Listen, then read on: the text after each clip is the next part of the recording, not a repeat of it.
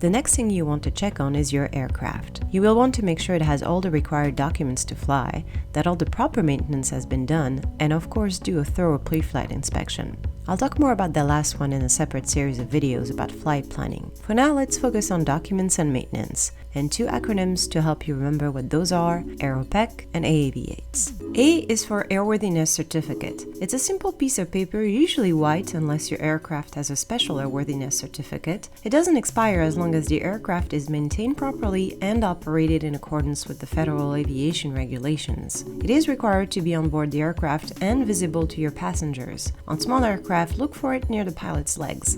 R, the first one, is for Registration Certificate. It documents who owns the aircraft, and the owner must renew it every 7 years. It also needs to be on board the aircraft when flying, but it doesn't need to be visible. It's therefore usually placed behind the Airworthiness Certificate.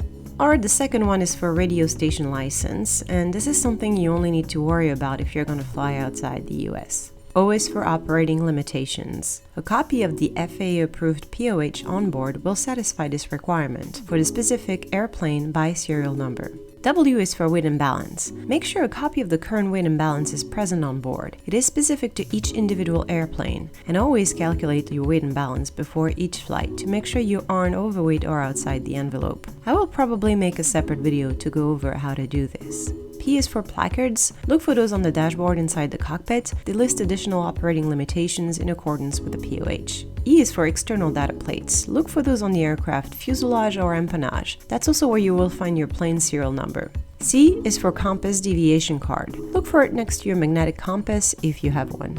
And finally, you want to be sure your aircraft is up to date on all maintenance. Airworthiness directives, or ADs, are issued by the FAA to correct an unsafe condition. They can be one-time, recurring, or emergency, and you are legally required to comply with them, unlike the service bulletins issued by the manufacturer. Annual inspection, that needs to be done every 12 calendar months. VOR, that one is every 30 days, but only if you're flying IFR. 100-hour inspection is only required if the aircraft is used for hire. That would apply to any flight school aircrafts. Altimeter, but really the whole Pitot system, must be inspected every 24 calendar months. Transponder, same thing, must be done every 24 calendar months. ELT operation and battery condition must be inspected every 12 calendar months, and the battery must be replaced after half of its lifetime or after 1 hour of consecutive use. And finally, STC for Supplemental Type Certificate, if the aircraft has any.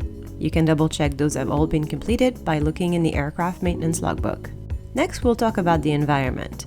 Click on this link to access that video.